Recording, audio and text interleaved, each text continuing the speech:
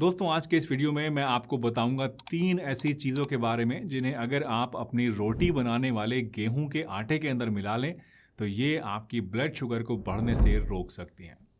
तो अगर आप या आपके घर में किसी को भी डायबिटीज़ है तो ये वीडियो पूरी एंड तक ज़रूर देखिएगा, इससे आपको बहुत कुछ जानने को मिलेगा। इनफैक्ट जिन लोगों को डायबिटीज़ नहीं भी है वो भी इन चीज़ों को रोटी बनाने के लिए अपना सकते हैं और इसके हेल्थ बेनिफिट्स का फ़ायदा उठा सकते हैं। हाय एवरीवन, मेरा नाम डॉक्टर सलीम है।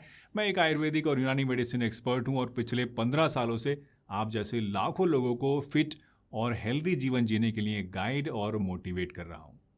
दोस्तों आजकल के इस दौर में डायबिटीज़ एक बहुत बड़ा हेल्थ कंसर्न बन गया है। ख़ास तौर से इंडिया की अगर हम बात करें तो इंडिया को दुनिया का डायबिटीज़ कैपिटल माना जा रहा है, क्योंकि हमारे यहाँ हर 10 में से एक व्यक्ति को डायबिटीज़ की प्रॉब्लम है। और जब डायबिटीज़ को कंट्रोल में रखने की बात होती है तो तरह तरह की एडवाइसेस दी जाती हैं, मसलन मीठा मत खाओ, चावल मत खाओ और आलू मत खाओ वगैरह वगैरह। बट क्या कभी आपने किसी इंसान को कहते हुए सुना है कि डायबिटीज़ है तो रोटी मत खाओ? जी हाँ दोस्तों, रोटी को आमतौर पर डायबिटीज़ के लिए नुकसानदेह नहीं माना जाता है, लेकिन अगर आप ध्यान से देखें तो ये सिर्फ उस केस में जब रोटी होल व्हीट फ्लोर से बनी हुई हो, यानी देसी आटे से बनी हुई हो और इसमें आटे की भूसी यानी जो फाइबर होता है वो भी शामिल हो। लेकिन आजकल जो आटा हम लोग खाते हैं वो इतना ज़्यादा फाइनली प्रोसेस्ड होता है कि इसमें से ज़्यादातर फाइबर निकाल दिया जाता है, जिससे इसका ग्लाइसेमिक इंडेक्स हाई हो जाता है और ये ब्लड शुगर को तेज़ी से बढ़ा सकता है। लेकिन गुड न्यूज़ ये है कि हम अपनी इन रोटियों को थोड़ी सी एफर्ट से, थोड़ी सी समझदारी से और ज़्यादा हेल्दी और डायबिटीज़ फ्रेंडली भी बना सकते हैं। जी हाँ दोस्तों, अगर हम अपने आटे में अलसी के बीज, जौ और मेथी के बीज ऐड कर लें तो यही रोटियां जो आज तक हमारा सिर्फ पेट भरा करती थी, ये दवा का काम करने लग जाएंगी और डायबिटीज़ को कंट्रोल में रखने के लिए हमारी बहुत ज़्यादा हेल्प करेंगी।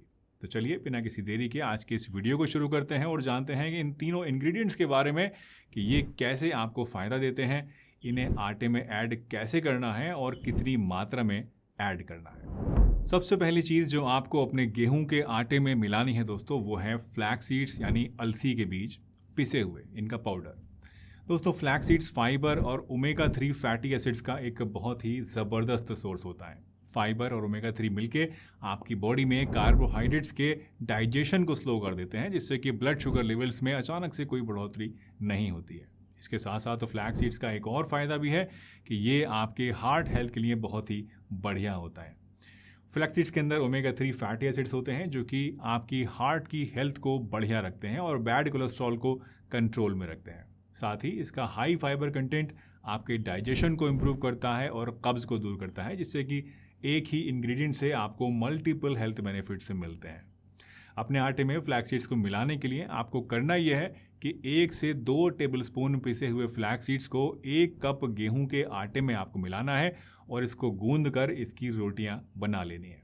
फ्लैक्स सीड्स को पाउडर करने के लिए आप पहले इन्हें हल्की आंच पे ड्राई रोस्ट कर लीजिएगा और उसके बाद फिर इन्हें आप ठंडा होने पे एक ग्राइंडर में डाल के बारीक बारीक पीस लीजिए और फिर एक एयर टाइट कंटेनर में आप चाहें तो इसको स्टोर करके एक जगह रख सकते हैं। अब जब भी आपको रोटी बनानी हो तो बस 1 टेबलस्पून पर 1 कप ऑफ व्हीट फ्लोर के हिसाब से इसको आप आटे में मिलाइए और आटे को गूंद कर रोटियां बना लीजिए।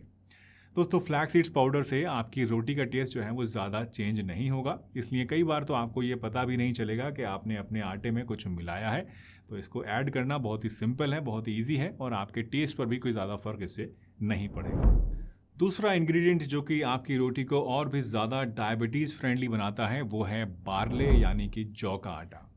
दोस्तों जौ एक ऐसा अनाज है जिसका ग्लाइसेमिक इंडेक्स लो होता है, जिससे कि ये खाने के बाद ज़्यादा शुगर को नहीं बढ़ाता है। जब आप जौ को गेहूं के आटे के अंदर मिक्स करते हैं तो आपकी रोटी खाने के बाद जो ब्लड शुगर है वो ज़्यादा नहीं बढ़ती है और ग्रेजुअली आपकी बॉडी को एनर्जी मिलती रहती है, जो कि डायबिटीज़ के लिए काफ़ी फ़ायदेमंद होता है। जौ की एक और ख़ासियत ये है दोस्तों कि इसमें फ़ाइबर बहुत ज़्यादा होता है, स्पेशली सॉल्युबल फाइबर, जो कि आपकी बॉडी के अंदर शुगर को और कोलेस्ट्रॉल को एब्जॉर्ब होने से रोकता है, इसके एब्जॉर्प्शन को स्लो करता है और आपके डाइजेशन को इम्प्रूव करता है। साथ ही साथ ये वेट मैनेजमेंट में भी हेल्प करता है, जिससे कि आपका वेट कंट्रोल रहता है और ये अगेन आपकी डायबिटीज़ को कंट्रोल करने के लिए एक बहुत ही इंपॉर्टेंट एस्पेक्ट है।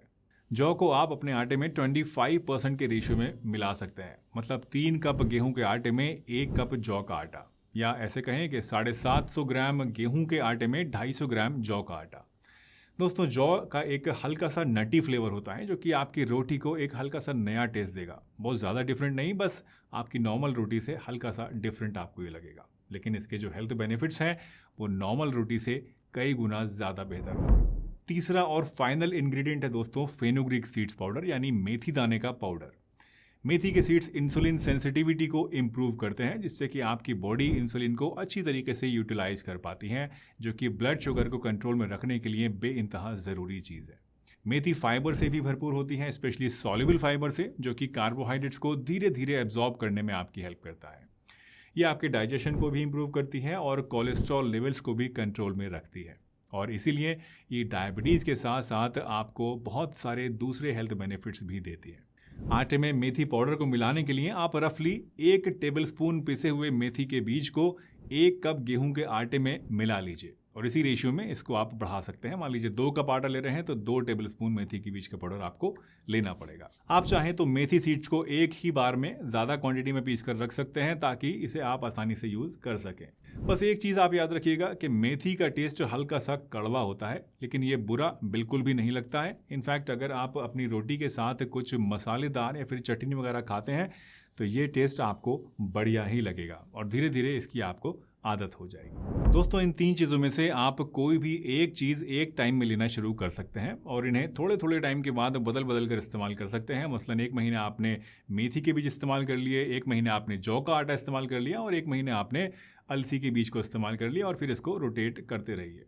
इन तीनों चीज़ों को आटे में मिलाना बहुत ही आसान है और ये एक ऐसा सिंपल कदम है जो कि आपको अपनी ब्लड शुगर को स्टेबलाइज करने में बहुत ज़्यादा मदद करेगा। वैसे अगर आपको डायबिटीज़ है और आप इसके लिए एक ऐसा घरेलू नुस्खे के बारे में जानना चाहते हैं जो कि नेचुरली आपकी ब्लड शुगर को कंट्रोल में रख सके, तो अब आप चाहें तो यहाँ क्लिक करके इस वीडियो को देख सकते हैं। वीडियो पसंद आई हो तो लाइक कीजिए, चैनल पर नए हैं तो सब्सक्राइब कीजिए, और मन में कोई शंका है तो कमेंट में पूछ लीजिए। हंसते रहिए, मुस्कुराते रहिए, रोज़ कुछ ना कुछ नया सीखते रहिए ताकि आप रह सकें हेल्दी हमेशा।